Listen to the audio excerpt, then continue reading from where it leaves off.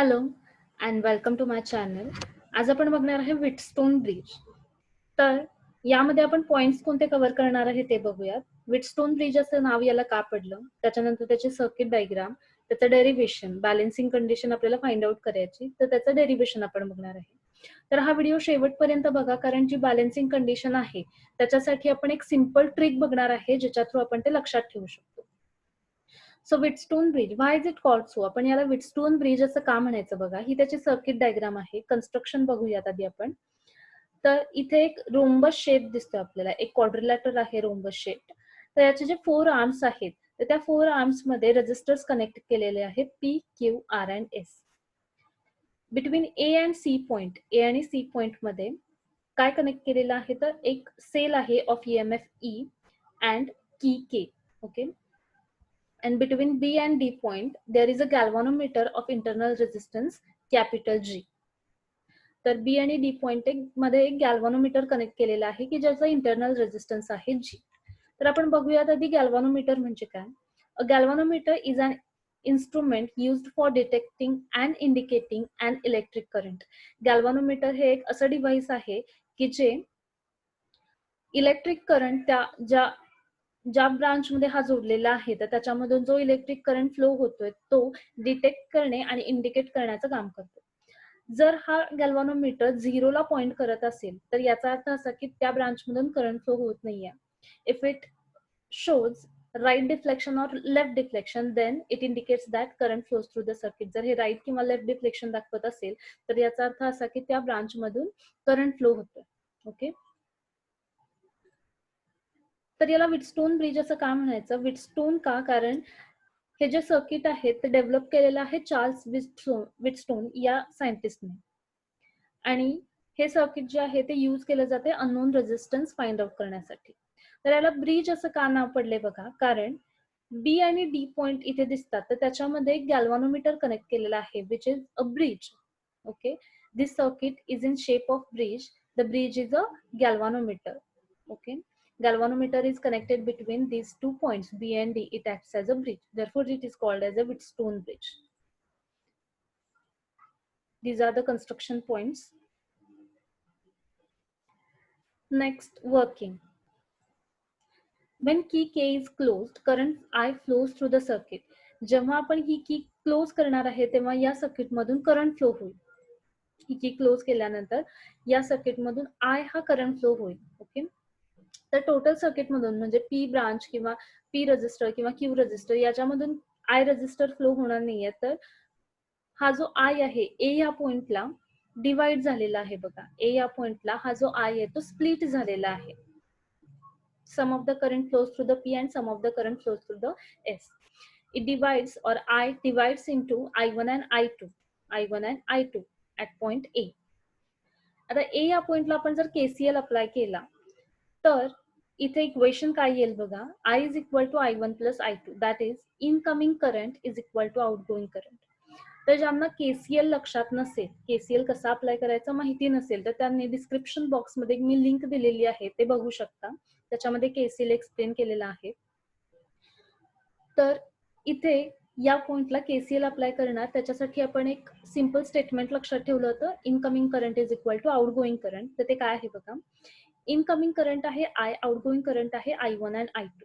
त्यामुळे इथे येणार I is equal to I1 plus I2. I1 is current flowing through P and I2 is current flowing through S.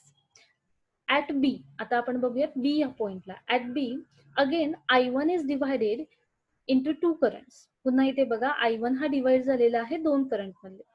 त्यातला एक current गॅल्व्हॅनोमीटर मधून flow होतोय तो आपण कन्सिडर करणार आहे IG. Let current flowing through galvanometer is IG and current flowing through Q आपण consider करणार आहे I3. ओके. क्यू मधून जो करंट फ्लो होतोय तो आपण कन्सिडर केलेला आहे I3. पण आपण हा जो I3 कन्सिडर केलेला आहे तो टेम्पररी थोड्या वेळासाठी कन्सिडर करणार आहे, कारण आपण इथे व्हेरिएबल दुसरा घेणार आहे. असं का? कारण I3 आपण इथे घेतला तर नंबर ऑफ व्हेरिएबल्स आपले इन्क्रीज होणार आहेत. तर नंबर ऑफ व्हेरिएबल्स रिड्यूस करण्यासाठी आपण इथे पुन्हा एकदा केसीएल अप्लाय करणार आहे बी या पॉइंटला. तर इथे बघा केसीएल अप्लाय केल्यानंतर काय येणार. इनकमिंग करंट कोणता आहे I1, आउटगोइंग करंट कोणते आहेत IG अँड I3 असेल. तर तेव्हा काय येणार, I1 is equal to IG plus I3. आणि जर आपण हे इक्वेशन सिम्प्लिफाय केलं तर हा जो IG आहे तो I1 कडे गेल्यानंतर काय होणार, निगेटिव्ह इक्वल टू साइनच्या लेफ्ट साईडला गेल्यानंतर तो काय होणार आहे, निगेटिव्ह. आणि पुन्हा रिराईट केल्यानंतर आपल्याला इक्वेशन मिळेल I3 is equal to I1 minus IG. Okay, त्यामुळे हे क्यू मधून जो करंट फ्लो होणार आहे तो I3 च्या ऐवजी आपण लिहिलेला आहे I1 minus IG to reduce the number of variables. Again at D, पुन्हा डी या पॉइंटला बघा, डी या पॉइंटला करंट आलेला आहे I2, आणखीन एक करंट आलेला आहे IG, आणि आउटगोईंग करंट आपण कन्सिडर करूया I4. तर तेव्हा काय येणार बघा, इनकमिंग इक्वल टू आउटगोईंग, जेव्हा आपण KCL अप्लाय करणार तेव्हा आपल्याला इक्वेशन मिळेल I2 plus IG is equal to I4. आणि पुन्हा रिराईट केल्यानंतर काय मिळेल, I4 is equal to I2 plus IG. त्यामुळे आपण इथं I4 न लिहिता लिहिणार आहे I2 plus IG, current flowing through capital R. Okay, next by applying KCL at C. आता पुन्हा आपण C या पॉइंटला KCL अप्लाय करणार आहे. तर C या पॉइंटला KCL अप्लाय केल्यानंतर इनकमिंग करंट कोणते आहे बघा, I1 मायनस IG, आणखीन एक आहे I2 प्लस IG. त्या दोन्हींची ऍडिशन करणार आपण. I1 minus IG plus I2 plus IG is equal to काय असेल, outgoing current. Here negative IG and positive IG is there. Therefore, this IG get cancelled and we get I1 plus I2 is equal to outgoing current. त्यामुळे इथून जो C मधून जो outgoing current असणार आहे तो I1 आणि I1 plus I2 असणार आहे. तर फ्रॉम इक्वेशन नंबर 1, या इक्वेशन वरून जे फर्स्ट इक्वेशन आहे तर त्याच्यावरून आपल्याला काय दिसते, I1 प्लस I2 म्हणजेच आहे कॅपिटल I. म्हणजे C मधून जो आउटगोईंग करंट असेल तो असणार आहे टोटल करंट कॅपिटल I. तर या स्लाइड मध्ये आपण बघितलेलं आहे करंट प्रत्येक ब्रांच मधून म्हणजे प्रत्येक रजिस्टर मधून कोणता करंट फ्लो होतोय, कारण आपल्याला त्याच्या पुढे KVL अप्लाय करायचा आहे. तर सगळ्यात पहिल्यांदा आपल्याला लक्षात ठेवायचं आहे, नेहमी जर आपल्याला नंबर ऑफ व्हेरिएबल्स रिड्यूस करायचे असतील तर तिथे आपल्याला KCL अप्लाय करावा लागतो आणि त्याच्यानंतर मग लूप मध्ये आपण KVL अप्लाय करतो. तर बॅलन्सिंग कंडिशनच्या डेरिव्हेशन साठी, ऍक्च्युअल डेरिव्हेशन हे इथून स्टार्ट होणार आहे. त्या डेरिव्हेशन साठी पहिल्यांदा आपल्याला हा जो लेफ्ट लूप आहे ABDA त्याच्यामध्ये KVL अप्लाय करावं लागणार आहे. Consider loop ABDA by applying KVL. आता by applying KVL we get, आपल्याला काय मिळेल बघा, A to B. पुन्हा एकदा, जर ज्यांना KVL कसा यूज करायचा हे जर माहिती नसेल तर त्यांनी पुन्हा डिस्क्रिप्शन बॉक्स मध्ये चेक करायचं आहे, तिथे लिंक दिलेली असेल तुम्हाला KVL साठी, तर ती तुम्ही बघू शकता. तर A to B जेव्हा आपण ट्रेस करत जाणार आहे किंवा हे जे लूप जो आहे तो ट्रेस करत जाणार आहे, तेव्हा चेक काय करायचं आपल्याला फक्त की सेल आहे का रजिस्टर आहे. तर पूर्ण ABDA इथे बघा, ABDA याच्यामध्ये कोणताही सेल दिसत नाहीये आपल्याला या लूप मध्ये, त्यामुळे इथे आपण रजिस्टरच कन्सिडर करणार आहे, म्हणजे पोटेन्शियल डिफरन्सेसच बघणार आहे. ओके, आणि पोटेन्शियल डिफरन्स साठी आपल्याला साइन कन्व्हेन्शन काय लक्षात ठेवायचे असते आहेत, जर डायरेक्शन सेम असेल, जर डायरेक्शन सेम असेल, ट्रेसिंगची डायरेक्शन आणि करंटची डायरेक्शन सेम असेल तर निगेटिव्ह, आणि अपोजिट डायरेक्शन असेल तर पॉझिटिव्ह. एवढं एकच स्टेटमेंट आपल्याला लक्षात ठेवायचं. तर इथे बघा काय येणार, A to B जेव्हा आपण ट्रेस करत जाणार आहे तेव्हा ट्रेसिंगची डायरेक्शन आणि करंटची डायरेक्शन काय आहे, या I1 ची डायरेक्शन सेमच आहे, ती पण A to B च आहे. ओके, त्यामुळे आपण इथे जे पोटेन्शियल डिफरन्स कन्सिडर करणार आहे तो असणार आहे negative minus I1 into P. आता आपण B to D कडे जाऊया. तर B to D जेव्हा आपण ट्रेस करत जाणार आहे तेव्हा इथे रजिस्टर पण दिसत नाहीये आणि सेल पण नाहीये. इथे रजिस्टर नाहीये म्हणजे एक्सटर्नल रजिस्टर कनेक्ट केलेला नाहीये, but this galvanometer has internal resistance of capital G. या गॅल्व्हॅनोमीटरला इंटरनल रेजिस्टन्स आहे कॅपिटल G, त्यामुळे इथे सुद्धा पोटेन्शियल डिफरन्स येणारच आहे. आता B to D, next point काय आहे बघा, B to D. जेव्हा आपण B to D ट्रेस करत जाणार आहे तेव्हा या करंटची डायरेक्शन बघूयात IG ची, ती सुद्धा B to D आहे, म्हणजे सेम डायरेक्शन. सेम डायरेक्शन म्हणजे याचा जो पोटेन्शियल डिफरन्स येईल IG इंटू कॅपिटल G तो सुद्धा निगेटिव्हच येणार आहे. Next is D to A. आता आपण जाणार आहे D to A. Tracing direction is D to A. And this current direction, I2 direction is A to D, therefore it is opposite. Tracing direction and current direction here is a opposite, therefore we consider the potential difference here positive. Okay, opposite direction positive, हे लक्षात ठेवायचं. त्यामुळे इथे काय येणार, I2S काय येणार आहे आपलं positive, and is equal to आता आपला लूप कंप्लीट झालेला आहे. इक्वल टू काय लिहिणार आहे आपण 0. So minus I1P minus IG into capital G plus I2S is equal to 0. This is the first equation. आता हा लेफ्ट लूप झाल्यानंतर, लेफ्ट ट्रायंगल झाल्यानंतर आपण राईट ट्रायंगल किंवा या राईट लूप मध्ये आपण KVL अप्लाय करूया. तर राईट काय आहे बघा, BCDB हा लूप आपण कन्सिडर करणार आहे. While tracing to B to C, आता आपण B to C कडे जाताना बघा, tracing direction is B to C and current direction that is I1 minus IG direction is also B to C. Same असल्यामुळे आपण काय कन्सिडर करणार आहे, पोटेन्शियल डिफरन्स निगेटिव्ह. आणि पोटेन्शियल डिफरन्स काय येईल, करंट इंटू रेझिस्टन्स म्हणजे Q into I1 minus IG, ब्रॅकेटमध्ये पण लिहिणार आहे I1 minus IG. Next C to D. आता C to D कडे जाताना बघा, tracing direction is C to D, but the current direction is D to C. Here I2 plus IG current direction is D to C. So opposite direction we consider this potential difference as a positive. Same negative, opposite positive. Next D to B. While tracing from D to B, the current direction is opposite, that is B to D. Okay, we are tracing from D to B, but current direction is B to D. Therefore, here also we consider the potential difference as a positive, that is IG into G, positive IG into G. आता इथे loop complete झालेला आहे, is equal to आपण लिहिणार आहे 0.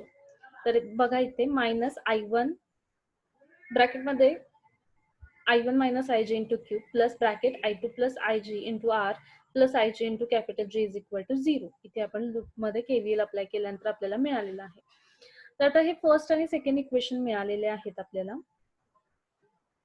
A special case occurs when the current passing through the galvanometer is 0. आता galvanometer आपल्याला काहीतरी डिफ्लेक्शन दाखवते, म्हणजे याच्यातून करंट फ्लो होतो.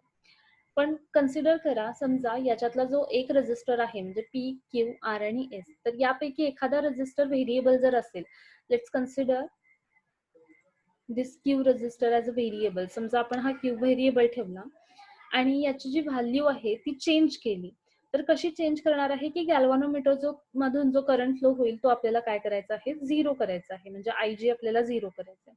A special case occurs when the current passing through the galvanometer is 0. म्हणजे एखाद्या रेझिस्टरची व्हॅल्यू चेंज केल्यानंतर गॅल्व्हनोमीटर 0 डिफ्लेक्शन दाखवत असेल तर त्या कंडिशनला काय म्हणायचं आहे, बॅलन्सिंग कंडिशन, किंवा आपण म्हणूयात की तो ब्रिज बॅलन्स झाला. ओके, तेव्हा हा IG काय असेल 0 आणि हा गॅल्व्हनोमीटर जो आहे तो नल डिफ्लेक्शन दाखवतो. Now bridge get balanced at IG is equal to 0. आता IG 0 झालेला आहे, म्हणजे फर्स्ट आणि सेकंड इक्वेशन काय झालेलं आहे बघा,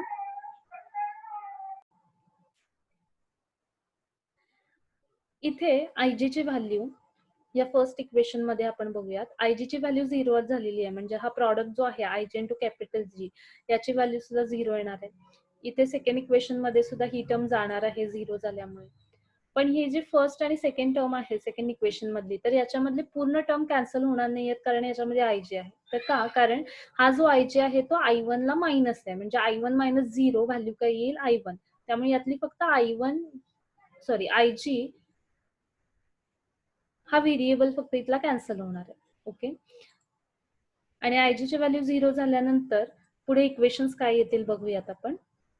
minus I1P plus I2S is equal to 0 येणार आहे फर्स्ट इक्वेशन, आणि सेकंड काय होईल, minus I1 into Q plus I2 into R is equal to 0. आता हे रिराईट केल्यानंतर किंवा हे negative I1P negative I1Q equal to साईनच्या राईट साईडला गेल्यानंतर पॉझिटिव्ह होतील, आणि पुन्हा रिराईट केल्यानंतर काय येईल बघा, I1P is equal to I2S, I1Q is equal to I2R. हे थर्ड आणि फोर्थ इक्वेशन. तर याच्या नंतरची स्टेप काय आहेत बघूया. आपल्याला थर्ड आणि फोर्थ इक्वेशन डिवाइड करायचं आहे. डिवाइड केल्यानंतर हा I1 कॅन्सल होणार आहे, I2 कॅन्सल होईल, आणि आपल्याला इक्वेशन काय मिळेल बघूया. P divided by Q is equal to S divided by R. By dividing 3 and 4 we get P divided by Q is equal to S divided by R. This is the balancing condition. ही आहे balancing condition. आणखीन आपण ही rewrite कशी करू शकतो बघूया. हा S जो न्यूमरेटरला आहे इक्वल टू साइनच्या राईट साईडला नंतर इथे डिवाइड होईल, आणि हा जो Q आहे तो राईट साईडला गेल्यानंतर काय होईल, न्यूमरेटरला जाईल. हा जो S आहे तो लेफ्ट साईडला आल्यानंतर डिनॉमिनेटरला जाईल, आणि हा Q न्यूमरेटरला जाईल. तर काय होईल, P divided by S is equal to Q divided by R, अशी सुद्धा आपण बॅलन्सिंग कंडिशन लिहू शकतो. ओके, तर आता आपण बघूयात की हे लक्षात कसं ठेवायचं, किंवा ही जी बॅलन्सिंग कंडिशन आहे ती आपल्याला लक्षात कशी ठेवायची आहे ते बघूया. ही जी फर्स्ट कंडिशन आहे P divided by Q is equal to S divided by R, त्याच्यासाठी बघूया. ए आणि सी पॉइंट जे आहेत, ए आणि सी किंवा हे जे हॉरिझॉन्टल पॉइंट आहेत त्याच्यामध्ये आपण हा सेल आणि ही की कनेक्ट केलेली आहे, आणि जे व्हर्टिकली आहे पॉइंट त्याच्यामध्ये आपण गॅल्व्हॅनोमीटर कनेक्ट केलेला आहे. तर अशी अरेंजमेंट असल्यानंतर आपण लक्षात कसं ठेवणार आहे, P divided by Q is equal to S divided by R. Okay, horizontally लक्षात ठेवणार आपण, P divided by Q is equal to S divided by R.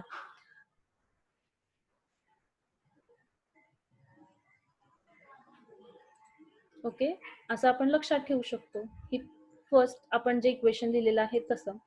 आता सेकंड इक्वेशन सुद्धा सेम बॅलन्सिंग कंडिशनच आहे, फक्त आपण थोडंसं रिराईट केलेलं आहे. तर अशा ही सुद्धा बॅलन्सिंग कंडिशन आपण लक्षात ठेवू शकतो. तर ती कशी लक्षात ठेवणार आहे बघा, व्हर्टिकली लक्षात ठेवणार आपण. P divided by S, P divided by S is equal to Q divided by R. Okay, एकतर आपण हॉरिझॉन्टली लक्षात ठेवू शकतो किंवा व्हर्टिकली लक्षात ठेवू शकतो. फर्स्ट जे इक्वेशन आहे ते जर तुम्हाला लक्षात ठेवायचं असेल तर कसं करणार आहे, P divided by Q is equal to S divided by R, किंवा जे सेकंड इक्वेशन आहे त्याच्यासाठी P divided by S is equal to Q divided by R, या पद्धतीने तुम्ही लक्षात ठेवू शकता. तर आपण हे लक्षात असं का ठेवणार आहे बघा, तर प्रत्येक वेळी आपल्याला सेम नोटेशन्स असतील असं नाही, पी क्यू आर एस असेल असं नाही, किंवा हे पी क्यू आर एस ची जी पोझिशन आहे ती सुद्धा चेंज करून असू शकते, इकडे पी असू शकते, इकडे क्यू असू शकतं, एस आर. त्यावेळेस बॅलन्सिंग कंडिशन काय येईल बघा, आपण कसं लक्षात ठेवणार आहे, हॉरिझॉन्टली हॉरिझॉन्टली किंवा व्हर्टिकली व्हर्टिकली. तर याच्यामध्ये एक कंडिशन काय आहे, जे हे पॉइंट्स आहेत हॉरिझॉन्टली पॉइंट्स त्याच्यामध्ये हा सेल आणि की कनेक्ट केलेली पाहिजेत, आणि व्हर्टिकली पॉइंट आहे त्याच्यामध्ये गॅल्व्हॅनोमीटर कनेक्ट केला पाहिजे, असं असेल. आणि अशा टाईपचं जर ब्रिज असेल किंवा अशी अरेंजमेंट असेल तर आपण कसं लक्षात ठेवणार, हॉरिझॉन्टली हॉरिझॉन्टली किंवा व्हर्टिकली व्हर्टिकली. हॉरिझॉन्टली काय येणार आता, हे Q divided by P is equal to S divided by R, किंवा व्हर्टिकली आपण काय लिहू शकतो, Q divided by S is equal to P divided by R, असं सुद्धा आपण लक्षात ठेवू शकतो. ओके, तर ही ट्रिक आपल्याला का लक्षात ठेवायची आहे, कारण हे जे रजिस्टर्स आहेत त्यांची पोझिशन चेंज होऊ शकते. ओके, त्याचं जे नेमिंग आहे ते चेंज होऊ शकतं, R1 R2 R3 R4 असं देऊ शकतात, कॅपिटल ABCD देऊ शकतात, किंवा PQRS ची अरेंजमेंट चेंज होऊ शकते.